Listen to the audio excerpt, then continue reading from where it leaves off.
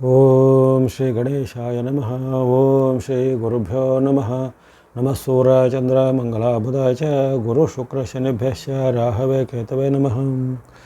ನಮಸ್ತೆ. ಆಸ್ಟ್ರೋ ಆಚಾರ್ಯ ಗುರೂಜಿ ವಾಹಿನಿಗೆ ತಮಗೆಲ್ಲರಿಗೂ ಆಧಾರದ ಸ್ವಾಗತ. ವಾಹಿನಿಯ ನಿರಂತರ ಪ್ರೋತ್ಸಾಹಿಸಿ ಸಕ್ಸಸ್ ಮಾಡುವ ತಮಗೆಲ್ಲರಿಗೂ ಅನಂತ ಧನ್ಯವಾದಗಳನ್ನು ಸಲ್ಲಿಸುತ್ತಾ ಮಾಸ ಭವಿಷ್ಯದ ಕಾರ್ಯಕ್ರಮಕ್ಕೆ ಸ್ವಾಗತ. ಧನುಸ್ಸು ರಾಶಿಯ ಆಗಸ್ಟ್ ತಿಂಗಳ ಭವಿಷ್ಯ.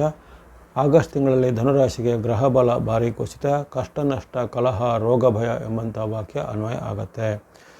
ಅಲ್ಲಿ ನಿಮಗೆ ಗ್ರಹಗಳ ಬೆಂಬಲ ಕುಸಿತ ಅಂದರೆ ಇಳಿಕೆ ಆಗುತ್ತೆ. ಯಾವುದೇ ಹೆಚ್ಚಿನ ಗ್ರಹಗಳು ನಿಮ್ಮ ಪರವಾಗಿಲ್ಲ. ವಿರುದ್ಧವಾದ ಪ್ರಭಾವವನ್ನು ಬೀರುವಂಥ 6 ಅಥವಾ 7 ಗ್ರಹಗಳು ನಿಮಗೆ ವಿರುದ್ಧವಾಗಿರ್ತವೆ. ಕೇವಲ 2 ಅಥವಾ 3 ಗ್ರಹಗಳ ಒಂದು ಬಲದಿಂದಲೇ ನೀವು ಆಗಸ್ಟ್ ತಿಂಗಳಲ್ಲಿ ನಿಮ್ಮ ಜೀವನ ನಿರ್ವಹಣೆ ಮಾಡುವಂಥ ಪರಿಸ್ಥಿತಿ ಇರುತ್ತೆ. ಹಿಂದೆ ಎಲ್ಲ ನೀವು ಭಾಳಷ್ಟು ಮೆರೆದಿದ್ದಂತಹ ವಿಚಾರಗಳು ಈಗ ನಿಮ್ಮನ್ನು ಅದು ನಿಮಗೆ ವಿವಿಧ ರೀತಿಯ ಪಾಠಗಳನ್ನು ಕಲಿಸುವಂಥ ಒಂದು ವಿಚಾರಗಳು ಆಗಸ್ಟ್ ತಿಂಗಳಲ್ಲಿ ಬರ್ಬೋದಾಗಿದೆ. ಅಥವಾ ಹಿಂದೆ ನೀವು ಯಾವುದನ್ನು ತುಂಬ ಒಂದು ನಿಮ್ಮದೇ ಅಂತ ಅಂದುಕೊಂಡಿದ್ರು ಅದು ಈಗ ನಿಮ್ಮದಲ್ಲದಾಗುವಂಥದ್ದು, ಅಥವಾ ನಿಮ್ಮ ಒಂದು ಅಹಂಗೆ ಪೆಟ್ಟು ಬಿಡುವಂಥದ್ದು, ಜೊತೆಗೆ ನಿಮ್ಮ ಮನಃಶಾಂತಿ ಕಳ್ಕೊಂತಹ ಘಟನೆಗಳು ಆಗುವಂಥದ್ದೆಲ್ಲ ಇರುತ್ತೆ. ಅದೇ ರೀತಿ ತನು ಮನ ಧನ ಅಂದರೆ ಆರೋಗ್ಯದ ವಿಚಾರ, ಹಣಕಾಸು ವಿಚಾರ, ಜೊತೆಗೆ ಮನಸ್ಸಿನ ವಿಚಾರದ ಮೇಲೂ ಅಡ್ಡ ಪರಿಣಾಮಗಳು ಬರ್ಬೋದಾಗಿದೆ. ಹಾಗಾಗಿ ಗ್ರಹ ಬಲ ಭಾರಿ ಕುಸಿತ, ಕಲಹ ನಷ್ಟ ರೋಗ ಭಯ ಎಂಬಂತಹ ವಾಕ್ಯಲ್ಲಿ ವ್ಯಕ್ತ ಆಗಿದೆ. ಅಲ್ಲಿ ನವಗ್ರಹಗಳ ವ್ಯವಸ್ಥೆಯಲ್ಲಿ ಒಂದೊಂದಾಗಿ ಗ್ರಹಗಳನ್ನು ಗಮನಿಸಿದರೆ ಸೂರ್ಯನಿಂದ ಆರಂಭಿಸಿದರೆ ನಿಮಗೆ ಆರಂಭದ ಒಂದು 16ರವರೆಗೂ ಕಟಕ ರಾಶಿಯಲ್ಲಿ ಅಷ್ಟಮದ ಸೂರ್ಯನು ಆರೋಗ್ಯದ ಮೇಲೆ ಅಡ್ಡ ಪರಿಣಾಮ ಬೀರ್ಬೋದು. ಈಗಾಗಲೇ ಇದ್ದಂಥ ಅನಾರೋಗ್ಯ ಸಮಸ್ಯೆ ಉಲ್ಬಣ ಆಗುವಂಥದ್ದು, ಅಥವಾ ಹೃದಯ ಸಮಸ್ಯೆ, BP ಹೆಚ್ಚಳ, ಅಥವಾ ಇನ್ನಿತರ ಯಾವುದೇ ರೀತಿಯ ಈ ನೀರಿನಿಂದ ಆಹಾರದಿಂದ ಬರುವಂಥ ರೋಗಗಳು ನಿಮಗೆ ಈ ಕಾಲದಲ್ಲಿ ಕಂಡು ಬರ್ಬೋದಾಗಿದೆ. ಆರೋಗ್ಯದ ರಕ್ಷಣೆ ಖಂಡಿತ ಬೇಕಾಗುತ್ತೆ. ಅದೇ ರೀತಿ ಅವಮಾನಕರ ಘಟನೆ, ಮಾತಿನ ಚಕಮಕಿ, ಬಂಧುಗಳಲ್ಲಿ ಮಿತ್ರರಲ್ಲಿ ವಿವಿಧ ರೀತಿಯ ಕಲಹವಾಗುವಾದ, ಪತಿ ಪತ್ನಿಯರ ಮಧ್ಯೆ ವಿರಸಗಳು ಏರ್ಪಡುವಂಥ ಘಟನೆ ಆಗುತ್ತೆ. ಹಾಗೆಯೇ 17ಕ್ಕೆ ಅಲ್ಲಿ ರವಿಯ ಪರಿವರ್ತನೆ ಆಗುತ್ತೆ. ಸಿಂಹರಾಶಿಗೆ ರವಿ ಪ್ರವೇಶ ಮಾಡ್ತಾರೆ. ಆವಾಗಲೂ ಅಷ್ಟೇ ನಿಮಗೆ ನವಮದಲ್ಲಿರುವಂಥ ರವಿಯಿಂದಾಗಿ ಮನಸ್ಸಲ್ಲಿ ಅತೃಪ್ತಿ, ಕಲಹ, ವೈರತ್ವಗಳು ಹೆಚ್ಚಳಾಗುತ್ತೆ. ಹಿಂದೆ ನಿಮ್ಮ ಜೊತೆಗೆ ಮಿತ್ರರಾಗಿದ್ದರು ನಿಮ್ಮನ್ನು ದ್ವೇಷ ಮಾಡ್ತಾರೆ, ಅಥವಾ ನೀವು ಉದ್ಯೋಗ ಮಾಡುವಂಥ ಜಾಗದಲ್ಲಿ ನಿಮ್ಮ ಒಂದು ಏನಾದರೂ ವ್ಯಕ್ತಿತ್ವಕ್ಕೆ ಧಕ್ಕೆ ಬರುವಂಥ ಘಟನೆ, ನಿಮ್ಮ ಒಂದು ಪ್ರತಿಷ್ಠೆಗೆ ಧಕ್ಕೆ ಬರುವಂಥ ಘಟನೆ, ಅಥವಾ ನಿಮ್ಮ ಯಾವುದೇ ಅಚಾತುರ್ಯವು ಅಲ್ಲಿ ಅದು ಪ್ರಕಟ ಆಗಿ ನಿಮ್ಮ ಮೇಲೆ ಅವರಿಗೆ ಕಪ್ಪು ಚುಕ್ಕೆ ಮಾಡುವಂಥದ್ದು, ಅಸಮಾಧಾನ ಮಾಡುವಂಥ ಘಟನೆ ಆಗುತ್ತೆ. ಮನಸ್ಸಿಗೆ ಬೇಜಾರಾಗುವಂಥ ಘಟನೆ ವೃತ್ತಿಯಲ್ಲೂ ಮನೆಯಲ್ಲೂ ಸಹ ಜರುಗುವಂಥದ್ದು. ಹಾಗಾಗಿ ರವಿಯು ನಿಮಗೆ ತಿಂಗಳ ಪೂರ್ತಿ ವಿರುದ್ಧವಾಗಿ ಇರುವ ಕಾರಣ ಆ ಬಗ್ಗೆ ಸ್ವಲ್ಪ ಖಂಡಿತ ಒಂದು ನಿಮ್ಮ ವೈಯಕ್ತಿಕ ವಿಚಾರ, ನಡವಳಿಕೆ, ಮಾತು ವಿಚಾರ ಬಗ್ಗೆ ಖಂಡಿತ ಎಚ್ಚರಿಕೆ ಹೆಜ್ಜೆ ಬೇಕಾಗತ್ತೆ. ಇನ್ನು ಮಂಗಳನು ಸಹ ನಿಮಗೆ ವಿರುದ್ಧವಾಗಿ ಸಪ್ತಮದಲ್ಲಿರುವ ಕಾರಣ ಅಲ್ಲಿ ಆತನು ಹಾಗೆ ನಿಮಗೆ ಕಲಹ ವಾಗ್ವಾದಗಳಿಗೆ, ದಾಂಪತ್ಯದ ವಿರಸಗಳಿಗೆ, ಅಥವಾ ಪತಿ ಪತ್ನಿಯರ ಮಧ್ಯೆ ಇನ್ನಷ್ಟು ಭಿನ್ನಾಭಿಪ್ರಾಯಗಳು ಹೆಚ್ಚಳಾಗಲಿಕ್ಕೆ ಆತನು ಸಾಧ್ಯ ಆಗ್ಬೋದು. ಅಥವಾ ಯಾವುದೇ ರೀತಿಯ ನಿಮ್ಮ ಹಿಂದಿನ ಅನೈತಿಕ ವಿಚಾರ, ಅನೈತಿಕ ಸಂಬಂಧಗಳಿಗೆ ಬಳಕೆಗೆ ಬಂದು ನಿಮ್ಮ ಮೇಲೆ ಕಪ್ಪು ಚುಕ್ಕೆ ಮಾಡುವಂಥದ್ದು, ಅಥವಾ ಜನರಿಗೆ ಅನುಮಾನ ಬಿಡುವಂಥ ಘಟನೆ. ಇನ್ನು ಸಾಮಾಜಿಕ ಜಾಲತಾಣದಲ್ಲಿ ಹಾಗೆ ನಿಮಗೆ ಅವಮಾನಕರವಾದ ಕೆಲವು ವಿಚಾರಗಳು ಪ್ರಕಟ ಆಗುವಂಥದ್ದೆಲ್ಲ ಜರುಗುವಂಥದ್ದು. ಇನ್ನು ಉನ್ನತ ಸ್ಥಾನಮಾನ ಹುದ್ದೆಯಲ್ಲಿದ್ದವರಿಗೆ ಸಹ ಅವರ ಹುದ್ದೆಗೆ ಕುತ್ತು ಬರುವಂತಹ ಕೆಲವು ಕ್ರಮಗಳು ಅವರ ಮೇಲೆ ಬರ್ಬೋದಾಗಿದೆ. ಹಾಗಾಗಿ ಮಂಗಳನು ಈ ರೀತಿ ಅನೇಕ ಒಂದು ಅಡ್ಡ ಪರಿಣಾಮವನ್ನು ನಿಮಗೆ ಆಗಸ್ಟಲ್ಲಿ ಬರುವಂತಹ ಸಾಧ್ಯತೆ ಇರುತ್ತೆ. ಎಚ್ಚರವಾಗಿ ಇರಬೇಕು. ಬುಧನ ವಿಚಾರ ಗಮನಿಸಿದಾಗ ಆರಂಭದ 4ರವರೆಗೂ ವಿರುದ್ಧವಿರುತ್ತೆ. 5ರಿಂದ 22ರವರೆಗೂ, ಆಗಸ್ಟ್ 5ರಿಂದ 22ರವರೆಗೆ ಅಷ್ಟೇ ಬುಧನ ಅನುಕೂಲ ಇರುತ್ತೆ. ಹಾಗಾಗಿ 5ರಿಂದ 22ರವರೆಗೆ ನಿಮಗೆ ಲಾಭ, ಸುಖ, ಜಯ ಎಲ್ಲ ಕೌಟುಂಬಿಕ ವಿಚಾರ ಸ್ವಲ್ಪ ಪ್ಯಾಚ್ ವರ್ಕ್ ಆಗುತ್ತೆ. ಅಂದರೆ ಅವೆಲ್ಲ ಸ್ವಲ್ಪ ಹಿಂದೆ ತೊಂದರೆ ಆಗಿದ್ದ ವಿಚಾರಗಳಿಗೆ ಸ್ವಲ್ಪ ಅಲ್ಲಿ ಮಧ್ಯ ಸಮಾಧಾನದ ಕೆಲವು ವಿಚಾರಗಳು 5ರಿಂದ 22ರ ಅವಧಿಯಲ್ಲಿ ನಿಮಗೆ ಆಗುವಂತಹ ಸಾಧ್ಯತೆ ಇರುತ್ತೆ. ಮತ್ತು 22ಕ್ಕೆ ಮತ್ತೊಮ್ಮೆ ಬುಧನ ವೈರುಧ್ಯ ನಿಮಗೆ ಆರಂಭ ಆಗುವ ಕಾರಣ ಹಿಂದಿನಂತೆ ಯಥಾ ಪ್ರಕಾರ ಆ ಕಲಹ ವಾಗ್ವಾದಗಳು ಹೆಚ್ಚಳಾಗುವಂಥದ್ದು.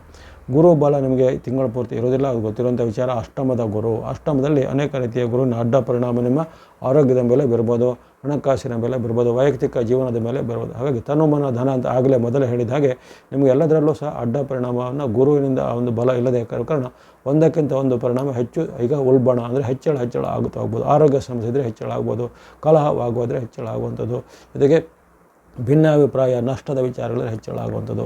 ಇನ್ನು ಉದ್ಯೋಗದಲ್ಲಿ ಸಹ ಹಾಗೆ ನಿಮಗೆ ಕಿರಿಕಿರಿ, ಒತ್ತಡ, ಮೇಲಾಧಿಕಾರಿಗಳಿಂದ ನಿಮಗೆ ಪ್ರೆಷರ್ಗಳು ಹೆಚ್ಚಳಾಗುವಂಥದ್ದು, ಬೇರೆಯವರು ಮಾಡಿದ ತಪ್ಪು ನಿಮ್ಮ ತಲೆಗೆ ಬರುವಂಥದ್ದು, ಅಥವಾ ನೀವು ಮಾಡಿದಂಥ ಒಂದು ವರ್ಕಲ್ಲಿ ಅಲ್ಲಿ ತಪ್ಪು ಹುಡುಕುವಂಥದ್ದೆಲ್ಲ ಆಗುತ್ತೆ. ಅಥವಾ ಹಿಂದೆ ಮಾಡಿದ ಯಾವುದು ದೋಷಗಳು ಈಗ ಬೆಳಕಿಗೆ ಬರುವಂಥ ಘಟನೆ ಆಗುತ್ತೆ. ಹಾಗಾಗಿ ಈ ಕಾಲದಲ್ಲಿ ಎಚ್ಚರಿಕೆ ಹೆಚ್ಚಬೇಕು. ಮನೆಯಲ್ಲೂ ಸಹ ತಂದೆಯಲ್ಲಿ, ಮಕ್ಕಳಲ್ಲಿ, ಅಥವಾ ಪತಿ ಪತ್ನಿಯರಲ್ಲಿ, ಬಂಧುಗಳಲ್ಲಿ ಕಲಹವಾಗುವುದು ಹೆಚ್ಚಳಾಗುತ್ತೆ. ಮಾತು, ನಡವಳಿಕೆ, ಬಾಂಧವ್ಯ, ಮನಸ್ಥಿತಿ ಎಲ್ಲವನ್ನು ನಿಯಂತ್ರಣಗೊಳಿಸಬೇಕು. ಆತುರ ನಿರ್ಧಾರ, ಸಿಟ್ಟನ್ನು ಖಂಡಿತ ನಿಯಂತ್ರಣ ಮಾಡ್ಕೋಬೇಕು. ಇನ್ನು ಶುಕ್ರನು ಸಹ ಹಾಗೆ ಈ ಕಾಲದಲ್ಲಿ ನಿಮಗೆ ಶುಕ್ರನ ವೈರುಧ್ಯ ಸಹ ಕಾಡುತ್ತೆ. ಯಾಕಂದರೆ ಶುಕ್ರನು ಹೆಚ್ಚಾಗಿ ಉತ್ತಮ ಫಲವನ್ನು ಕೊಡ್ತಾನೆ, ಆದರೆ ಅಪರೂಪಕ್ಕೆ ಆತನ ಕೆಲವು ಅಡ್ಡ ಪರಿಣಾಮ ಬರುವಂಥ ಸ್ಥಾನ. ಈ ಬಾರಿ 10ನೇ ಮನೆಯಲ್ಲಿ ನಿಮಗೆ ಶುಕ್ರನು ಇರುವ ಕಾರಣ ಅಲ್ಲಿ ಶುಕ್ರನಿಂದ ಸಹ ನಿಮಗೆ ನಷ್ಟ ಕಷ್ಟಗಳ ಸೂಚನೆ ಬಂದಿದೆ. ಹಾಗಾಗಿ ಹಣಕಾಸಿನ ಬಗ್ಗೆ, ಹಣಕಾಸಿನ ಹೂಡಿಕೆ ಬಗ್ಗೆ, ಪಾವತಿ ಪೇಮೆಂಟ್ನ ಬಗ್ಗೆ ಎಚ್ಚರ. ತಪ್ಪು ಹೂಡಿಕೆ ಮಾಡೋದಾಗಲಿ ಅಥವಾ ಅಪರಿಚಿತ ವ್ಯವಹಾರ ಮಾಡಿ ಹಣದ ಆಮಿಷಕ್ಕೆ ಒಳಗಾಗಿ ನಷ್ಟಕ್ಕೆ ಒಳಗಾಗಿ ನಾವು ನೋಡ್ತೇವೆ. ಒಂದಷ್ಟು ಕೋಟಿಗಟ್ಟಲೆ ಹಣವನ್ನು ಕಳೆದುಕೊಳ್ಳುವಂಥದ್ದು ಈ ಬೇರೆ ಬೇರೆ ರೀತಿಯ ಆನ್ಲೈನ್ನ ವಂಚನೆಗೆ ಅಥವಾ ಬೇರೆ ಬೇರೆ ರೀತಿಯ ಆಮಿಷಗಳಿಗೆ ಅಥವಾ ಷೇರಿನ ಒಂದು ಹುಚ್ಚಿನಿಂದ ಅಥವಾ ಇನ್ವೆಸ್ಟ್ಮೆಂಟ್ ಮಾಡಿ ಯಾವುದರಿಂದ ಹೆಚ್ಚಿನ ಲಾಭವನ್ನು ಕ್ಷಿಪ್ರವಾಗಿ ಅಂದರೆ ಅರ್ಜೆಂಟಾಗಿ ಲಾಭ ಪಡೆಯುವಂಥದ್ದು ಮುಂತಾದ ವಿಚಾರಗಳು ನೋಡ್ತೇವೆ. ಅಥವಾ ಮನಿ ಡಬ್ಲಿಂಗ್ ಅಂತ ಹೇಳ್ತೀವಿ, ಅಂಥದ್ದೆಲ್ಲ ವಿಚಾರಕ್ಕೆ ಆಮಿಷಕ್ಕೆ ಬಿದ್ದು ಕಳೆದುಕೊಳ್ಳುವಂಥ ಸಾಧ್ಯತೆ ಶುಕ್ರನಿದ್ದಾನೆ. ಜೊತೆಗೆ ಮನಸ್ಸಲ್ಲಿ ಚಿಂತೆ, ಆತಂಕ, ಭಯ ಹೆಚ್ಚಳಾಗುತ್ತೆ. ಜೊತೆಗೆ ಹೊಟ್ಟೆಗೆ ಸಂಬಂಧಪಟ್ಟ ಅಜೀರ್ಣ ಅಥವಾ ಜೀರ್ಣಾಂಗಗಳಿಗೆ ಸಂಬಂಧಪಟ್ಟ ತೊಂದರೆಗಳೆಲ್ಲ ಕಾಣಿಸ್ಕೋಬೋದಾಗಿದೆ. ಶನಿ ಮಹಾರಾಜರು ಸಹ ನಿಮಗೆ ಅರ್ಧಾಷ್ಟಮದಲ್ಲಿದ್ದು ತಿಂಗಳ ಪೂರ್ತಿ ಶನಿಯ ವೈರುಧ್ಯವನ್ನು ಎದುರಿಸುವಂಥ ಘಟನೆ ಇದೆ. ಹಾಗಾಗಿ ಇಲ್ಲಿ ಅತೃಪ್ತಿ, ನಿರಾಸೆಗಳು ಮೂಡುವಂಥದ್ದು, ಬಂಧುಗಳಲ್ಲಿ ವಿರಸ ಮೂಡುವಂಥದ್ದು, ಜೊತೆಗೆ ಯಾವುದೇ ಕೆಲಸ ಕಾರ್ಯ ವಿಘ್ನ, ವಿಳಂಬ, ಅಡೆತಡೆಗಳು ಬರುವಂಥ ಸಾಧ್ಯತೆ ಇರುತ್ತೆ. ಶನಿ ಮಹಾರಾಜರಿಂದ ನಿಮಗೆ ವೈರುಧ್ಯ ಇರುತ್ತೆ.